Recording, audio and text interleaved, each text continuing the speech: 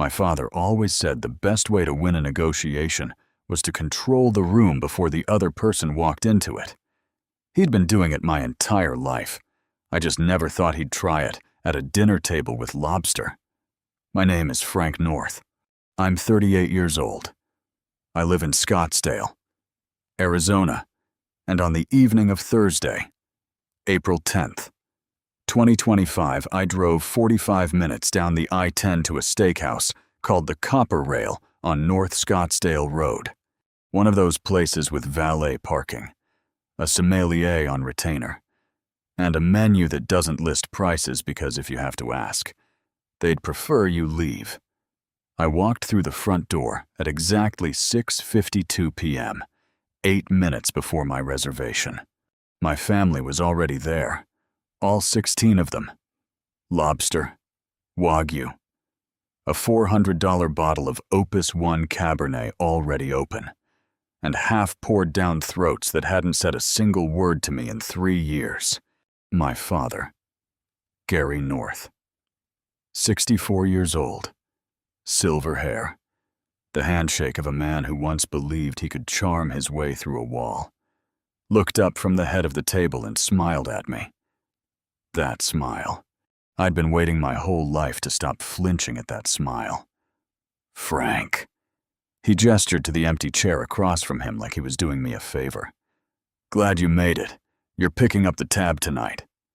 Right, family takes care of family. 16 heads turned toward me. Forks hovered midair. My Aunt Renee, who I hadn't spoken to since my cousin Danny's wedding in 2022, had a lobster tail halfway to her mouth and the audacity to look curious about my answer. I didn't say a word. I sat down. I looked at my father. I folded my napkin across my lap and I called the waiter over. His name was Tyler. Mid-20s. Sharp black vest. The quiet efficiency of someone who'd seen on every variety of family dysfunction this restaurant had to offer. I leaned toward him and spoke 2 sentences. Just 2. He nodded once and walked away. In 15 minutes. My father was going to learn that there's a significant difference between controlling the room and owning the check. But let me back up, because none of this makes sense without understanding what 3 years of silence does to a man who spent the first 35 years of his life trying to earn his family's approval with a credit card. I grew up in Phoenix, not the polished North Scottsdale version, the real Phoenix, the kind of neighborhood where the summer heat radiates off the asphalt at 11 p.m., and the nearest grocery store is a 20-minute bus ride. My father, Gary, ran a small residential contracting business, drywall renovations, the occasional kitchen flip. Some years it was good, other years it wasn't. And in the years it wasn't, it was always someone else's fault, and always my problem to fix. I was 17 the first time I covered a bill that wasn't mine. Summer job at a sporting goods warehouse. My mother, Sandra, soft-voiced, endlessly loyal to my father's narrative, terrified of conflict, came into my room one evening with the kind of smile that meant she needed something. The electric's getting cut off Tuesday. Sweetheart, $240. My entire month's savings gone before I'd even figured out what I was saving for. By the time I was 25, I had an accounting degree from Arizona State University and a job at a mid-size commercial real estate firm in downtown Phoenix, doing financial analysis. I was good at it. Numbers made sense to me in a way people never quite had. I could look at a balance sheet and see the story underneath it, where money was hemorrhaging, where risk was hiding, where someone had been lying to themselves for years. I wish I'd been as clear-eyed about my own family. My sister Paula, 35, 3 years younger than me, the one who got the looks and the charm, and somehow also our father's talent for reframing reality, decided in the spring of 2021 that she wanted to open a boutique fitness studio, hot yoga and Pilates. She'd seen one in Tempe with great lighting and a juice bar, and thought, I could do that. She had no business plan, no concept of payroll tax, liability insurance, or commercial lease structures. She had $30,000 in savings and a dream. She needed a co-signer for a $90,000 small business loan. My mother called on a Sunday afternoon. My father sat beside her. I could hear the chair creak over the phone. Paula was on the line. 2. Already quiet in that particular way. That meant she'd been coached. Frank, your sister needs this. You have the credit, the stable income. It's just a signature. I asked to see the business plan. She has a vision, Runt. Not everything fits in a spreadsheet. I asked about projected cash flow, break-even timeline, lease terms on the studio space. My father cut in then. His voice had that slow, controlled edge he used when he decided the conversation was already over. You know what your problem is. You see everything as a transaction. She's your sister. That's not a transaction. I said no. Not because I didn't love Paula. I did. But I'd spent enough time analyzing distressed real estate portfolios to know what a $90,000 liability looks like at 2 a.m., when the business is dark and the monthly payment is still scheduled. I'd also spent enough of my own life quietly absorbing the financial shockwaves of other people's optimism.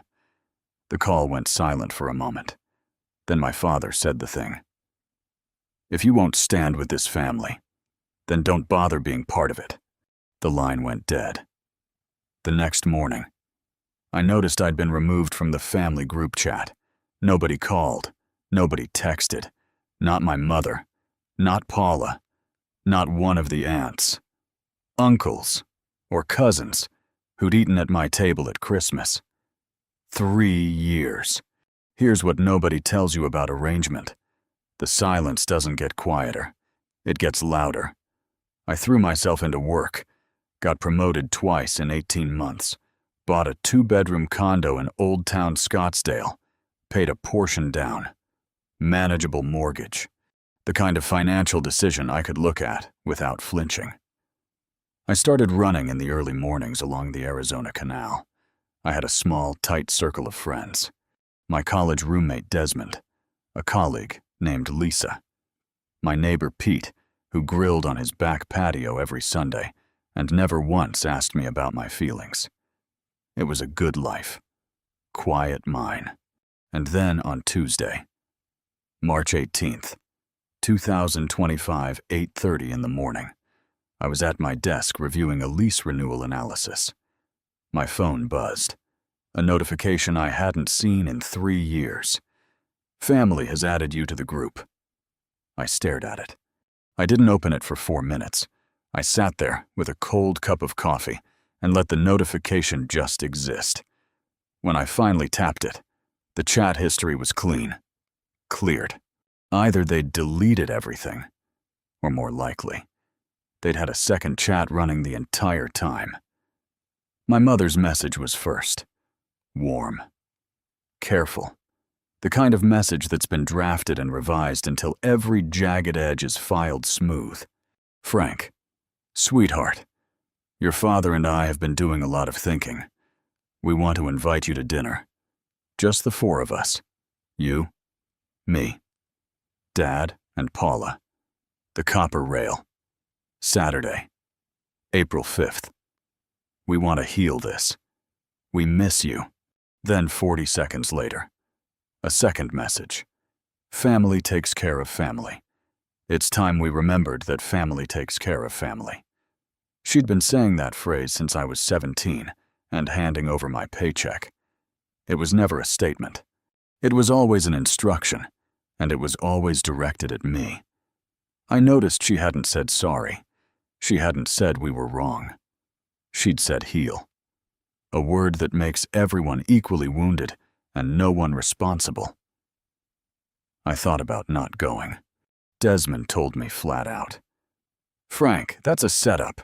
Don't walk into that restaurant, Lisa said. Read between the lines. They miss you right after 3 years. Something changed for them, not something they felt. Something financial.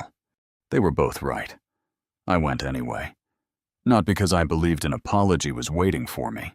I went because I needed to look my father in the eye one more time and find out whether 3 years had genuinely changed anything, or whether the silence had just been a longer version of the same conversation we'd always had. The one where I was supposed to listen, absorb, and pay. I confirmed the April 5th reservation for 4. My father's reply came 40 minutes later. Actually, let's make it April 10th, and we may have a few others join just close family. More the merrier. I didn't know it yet. But a few others was going to mean 16 people. A $400 bottle of wine, and the most expensive dinner I never ordered. I spent the 3 weeks between that message and the dinner doing what I do best. I prepared. Not emotionally. I was past the phase where I rehearsed tearful reconciliation speeches in the car mirror. I mean, I actually prepared the way you prepare when you know a negotiation is coming, and one side has already decided the outcome. I called the Copper Rail on April 7th and spoke to the reservations manager, a woman named Kelly. I confirmed the booking under Gary North, asked a few casual questions about the setup, and ended the call with one quiet instruction. If anyone at that table tries to put the bill on a Frank North card or asks the server to seat the bill with me, I haven't authorized any charges. I'll be paying my own check separately when I arrive. Kelly paused for just a moment. Understood. Mr. North. We'll note that for the evening. I didn't know it yet, but that one phone call was going to change everything about how the evening ended. I also wrote a single sticky note and pressed it to my steering wheel the night before. One dinner, then home. That was it. That was the whole plan. The valet at the Copper Rail was a kid named Jared. I know because his name tag was crooked, and he straightened it twice while he handed me my ticket. It was 6:52 p.m. The sun was still burning orange behind the McDowell Mountains to the east, and the warm April air smelled like grilled mesquite and expensive cologne. Phoenix evenings in April are the best thing about living in the desert. Everything else is just heat and endurance. I heard them before I saw them. The Copper Rail has a main dining room with high ceilings, dark wood panels, and light fixtures that look like they cost more than my first car. The private section in the back, the one reserved for parties over 8, is separated by a frosted glass partition. I could hear laughter through it. The particular high-volume social performance of people who've had 2 drinks on someone else's dime and know a third is coming. I stood at the partition for exactly 3 seconds. Then I walked through. 16 people. Long rectangular table. White linen. Silver. The kind of table arrangement that requires a seating chart and a staff briefing. I counted the faces in the first sweep. My father Gary at the head. My mother Sandra to his right. Pearl's nervous smile. Hands folded too tightly in her lap. Paula next to her, already mid-sentence about something to our cousin Jenny. Uncle Ron. My father's brother. Booming laugh. Red face. The kind of man who fills every room he enters with noise. Aunt Renee beside him. Danny, Ron, and Renee's son. Who texted me happy birthday exactly once in 3 years, and clearly hadn't felt the weight of the irony. Then, a cascade of faces I knew and hadn't missed. Cousins, their spouses, 2 people I was almost sure I'd never met in my life. Lobster tails, at least 8 of them on a shared platter in the center of the table. Wagyu beef slices on a wooden board with a sauce I recognized as truffle, based from 15 feet away. A Wagyu A5 order at the Copper Rail starts at $95 per portion. The lobster tails are $85 each from the market menu. The Opus One Cabernet Sauvignon, in the decanter at the center of the table, retails at approximately $350 to $400 a bottle and based on how far down it was. They'd started at least 30 minutes before I arrived. They'd been eating since 6:15. My father looked up. That smile. Frank. He gestured to the empty chair. The only empty chair directly across from him center stage. Glad you made it. We went ahead and got started. Hope you don't mind. A pause. You're picking up the tab tonight. Right. You owe us that much. Family takes care of family. He said it the way you'd say. Pass the salt. Easy, unbothered. Like 3 years and $90,000 of attempted financial exploitation was just a misunderstanding between reasonable men. And tonight was the settlement.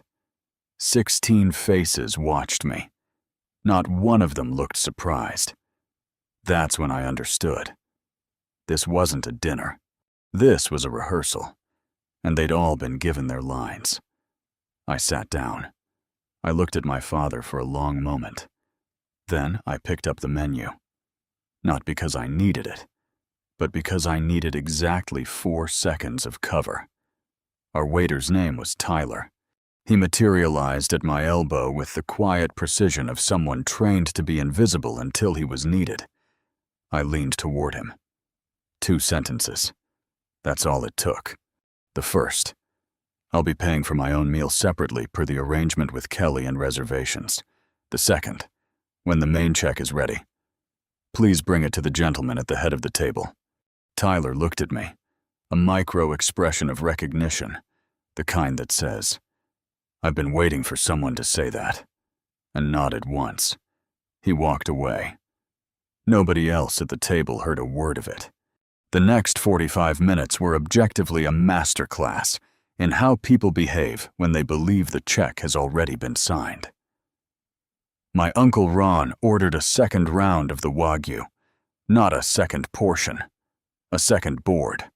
He called Tyler back while still chewing and pointed at the platter like he was ordering at a drive-thru.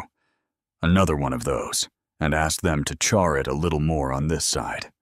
Paula, who hadn't spoken directly to me since the phone call in 2022, chose this moment to rediscover her brotherly love. Frank, you look good. You've been working out. A smile. Warm. The warmth of someone who needs something from you. I run. That's great. Desserts are good for that. Right. The dry air. A pause.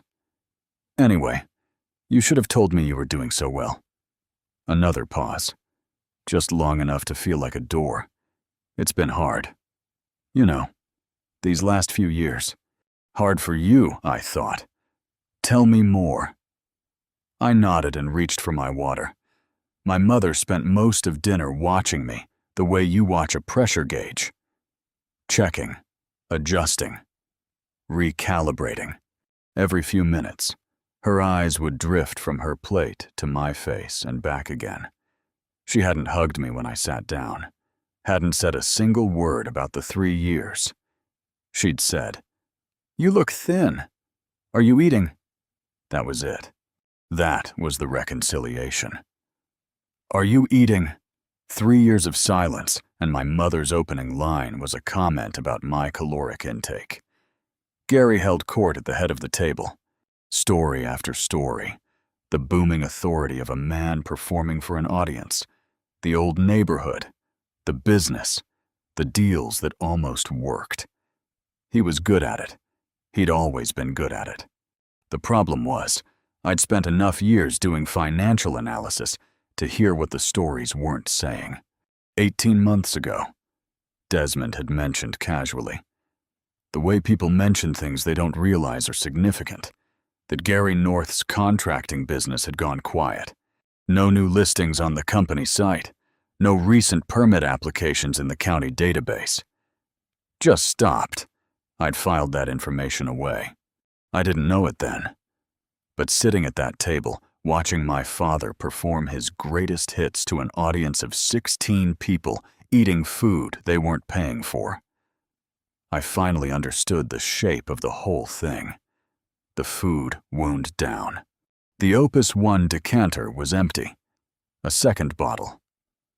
A Stag's Leap Artemis Cabernet at $180 had been opened and was halfway gone. The lobster platters had been cleared. The Wagyu boards were down to garnish. The bill, which I'd been quietly calculating in my head since I sat down, was somewhere north of $3,800 before tip and service, probably $4,200. When Tyler finished the accounting, Tyler appeared. He walked the length of the table with the composure of a man carrying something heavier than a leather check folio. He placed it in front of my father. My father looked at the folio. He looked at Tyler. "There's been a mistake." Confident. Presidential. The voice of a man who'd never considered the alternative. "This goes to my son." He nodded toward me. "Frank's covering tonight." Tyler didn't blink. "I understand. Sir, however, we received a prior instruction from the gentleman that he'd be settling his own meal separately. Your bill covers the rest of the table. The gentleman's receipt has already been closed." My father's face did something I'd never seen it do before. It went still. Not angry, not confused. Just still, like a man who's just stepped onto a bridge and heard it creak in a way he didn't expect. "Run it again," he said. Tyler nodded and disappeared. The table had gone quiet. Ron's second Wagyu board sat forgotten. Paula's hand was around her wine glass, but she wasn't drinking. My mother's napkin was twisted in her lap. Nobody was looking at the centerpiece anymore. Tyler returned in 4 minutes. He leaned toward my father with the practiced discretion of a professional who understood that what he was about to say was going to land like a stone on still water. "I'm sorry." "Sir, the card was declined. Would you like to try another?" Gary reached into his wallet without visible panic, the practiced calm of a man who'd been in tight spots before and believed the next card was always the exit. He handed Tyler a second card. Tyler returned. "I'm sorry." "Sir, that one as well." A third card from behind the driver's license. The last bullet in the chamber reached that told me everything I'd suspected for the last 6 months. Tyler came back a third time. He didn't speak immediately. He stood beside my father's chair and let the silence do it. My father looked at the tablecloth. Then he looked at me. Not with anger. Not yet. With something rawer than anger. The expression of a man who has just been stripped of his performance in front of every person whose opinion he'd spent 64 years managing. "Diana," he started, then caught himself. He'd meant to say my name. "Frank. Frank." His voice was lower now. Something had gone out of it. "What did you do?" "Nothing." "Dad, your card was declined. That's between you and your bank. You were supposed to." He stopped, but the sentence was already there, visible to everyone at the table. You were supposed to pay. My mother's crying started then. Not quietly. Sandra North had never cried quietly in her life. It was always a full orchestral production. The kind designed to redirect the room's sympathy and dissolve accountability in a wave of maternal distress. "Frank." Her voice broke. "After everything, after all we've done, how could you sit there, and what did you do for me?" "Mom," my voice was level. I didn't raise it. I didn't lean forward. I stayed in my chair with both hands around my water glass. "In the last 3 years, tell me in front of everyone here. What did you do for me?" The table went very quiet. It is a particular kind of silence when 16 people who all agreed on the same story suddenly realize the story has a version they didn't account for. You can almost hear the recalibration happening in real time. Paula was first to find her voice. She slammed a palm flat on the linen. Silverware jumped. "This is so typical." "Frank, you always have to make it about you. We came here to fix things, and you're fix what Paula." I turned to look at her directly. What exactly are we fixing? Because from where I'm sitting, you called me back after 3 years, not to apologize, but to seat me at a table with a $4,000 tab and smile while you waited for me to reach for my card. That's not reconciliation. That's a billing strategy. Paula's face did the thing, the flash of real emotion under the performance. And then the mask came back up. Uncle Ron cleared his throat. Now. Frank, let's not Ron. I looked at him calmly with respect. Stay out of it. Ron went back to his water glass. My father was the last to speak. He sat at the head of that table like a king whose treasury had just been audited. And what he said next was the most honest thing I'd heard him say in 38 years. His voice dropped. The performance fell away. And what was underneath it? What's always underneath it? When men like Gary North finally run out of road, was something smaller and more frightened than the story he'd been telling himself. Frank, we're drowning. I saw him. Not the man who pointed at the door in 2022 and told me I wasn't part of the family. Not the man who'd spent 45 minutes holding court at a dinner table he couldn't afford. Just a 64-year-old man who'd built something, watched it fall apart, and didn't know how to say that out loud without losing the last thing he had left. The story that he was still in control. I saw all of it, and it hurt. It genuinely hurt. I'm not made of stone. That's my father. Then he added 4 more words and you'd let us. The ache stopped because even standing in the wreckage of everything he'd built, even with 3 credit cards declined in front of his entire family, he was still reaching for my wallet instead of my hand. He wasn't asking me to help him. He was telling me I owed it to him. Even now. Even here. It was still a transaction. I stood up. Not dramatically. Not with a speech warming up. The way you stand when you've made your decision, and the room's opinion of it is no longer your responsibility. Dad. I looked at him steadily. I'm sorry you're struggling. I mean that genuinely. It's not something I'd wish on anyone. But what happened at this table tonight? I gestured at the empty platters, the turn-on wine bottles, the 16 faces watching me like I was the villain in a script they'd written together. This isn't asking for help. This is a trap. You didn't invite me here to make amends. You invited me here to make a payment. My mother's voice came sharp from her side of the table. That's not fair. Frank, we just wanted you back. You wanted me back for what I could cover. Mom, I kept my voice quiet.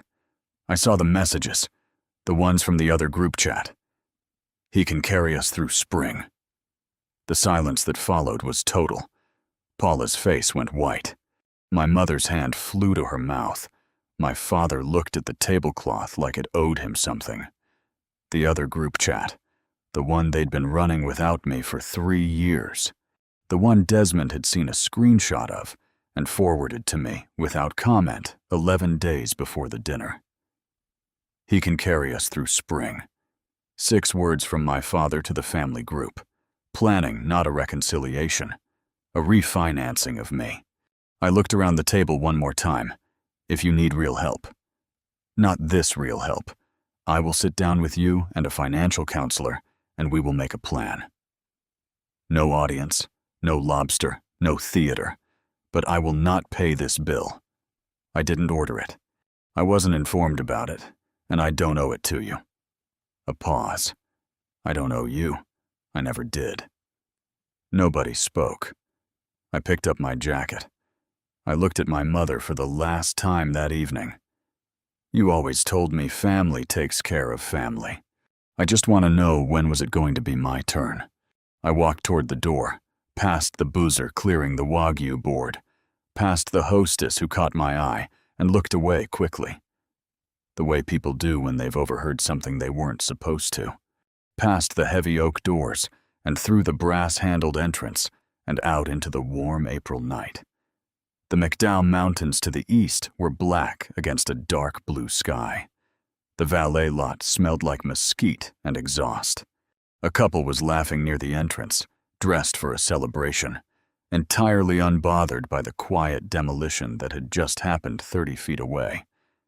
Tyler caught me at the valet stand. He was holding a small leather folio. My check, sparkling water, one side salad, $19 before tip. Mr. North. He handed it to me with a nod that carried more weight than most conversations I'd had all year. I signed it, added 30%, handed it back. Thank you. Tyler, you handled that with a lot of class. He gave a small, real smile. Not the professional version. Have a good evening, sir. I got my keys from Jared, whose name tag was still slightly crooked. I sat in my car with the engine off and the window down for approximately 90 seconds. The sticky note on my steering wheel. One dinner, then home. I pulled my phone out of my jacket pocket. The family group chat was already flooding. A cascade of all haps and accusations from people who'd been silent for 3 years and had suddenly found their voices now that the check was theirs to carry.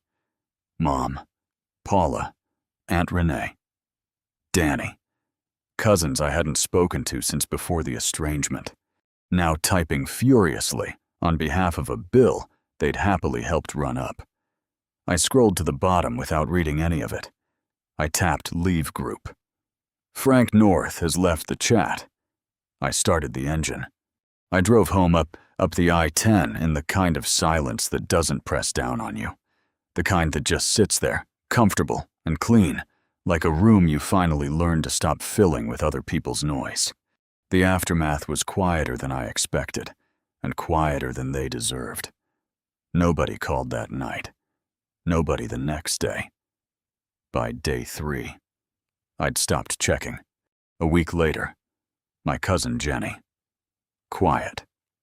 Steady Jenny, who'd sat at the far end of the table and hadn't said a single word the entire evening, reached out privately. Frank, I'm sorry. I didn't know what it was until we got there, and then I didn't say anything. And I should have. I'm sorry.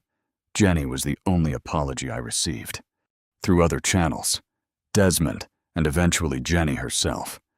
I learned the rest in pieces over the following months. The way you learn things about people when you're no longer in the room they perform in. My father's contracting business had folded in October 2023, 18 months before the dinner. 2 commercial renovation projects had gone sideways simultaneously. Causes on one, a client dispute and contract termination on the other. He'd been operating on personal credit lines and a home equity loan ever since. By April 2025, the equity line was maxed. The house in North Phoenix went on the market in June. They moved to a rental in Chandler in August, smaller 30 minutes south, the kind of neighborhood my father would have once considered beneath him. Paula never opened the fitness studio. The business loan fell through without a cosigner, and she took a management position at a medical supply company. She texted me 6 weeks after the dinner, not to apologize, but to ask if I could cover 2 months of her car payment while she sorted things out. I replied with the name and number of a certified financial counselor in Tempe, who offers sliding scale fees. She didn't respond. I did call my father, 6 weeks after the dinner, exactly as I'd said I would. I offered to sit with him and a financial counselor. No strings, no theater, just a real conversation about options. He picked up on the second ring. I got through 2 sentences. He hung up. The offer still stands. It will stand for as long as I'm capable of making it. Not because I owe it to him, because I know the difference between what people deserve and what they need. And sometimes, even when they've used you up and called it love, you can still choose to be the person who leaves the door open. I just won't be paying for the dinner anymore. The most expensive habit I ever had wasn't the sparkling water I order when I eat out, the little indulgence my colleagues used to tease me about. It was the belief that I could buy my family's love with enough patience and enough money, and enough of me. That belief cost me 38 years. The night I stopped paying for it was the cheapest dinner I've ever had. $19, one side salad, one glass of sparkling water, and the first meal in my adult life where I left the table without owing anyone anything. If you've ever been the family bank, the one who absorbs and covers and smooths and pays, hear me, helping is a choice. It is not a debt. And the people who treat your generosity like a line of credit they're entitled to draw on will never ever tell you when the account is overdrawn. A boundary doesn't have to be loud to be unbreakable. And sometimes, the most powerful thing you can do at a $4,000 dinner is order the sparkling water and let someone else sign the check. If you liked this story, join our community by hitting that like button and subscribing for more family-centered accounts like. I left the restaurant that night with the same quiet feeling I have after finishing a long walk. Not triumphant, not angry, simply lighter. For years, I believed kindness meant saying yes whenever someone asked for help. I confused generosity with obligation, and I measured my worth by how useful I could be to everyone around me. It took me far too long to understand that generosity loses its meaning the moment it becomes an expectation instead of a gift.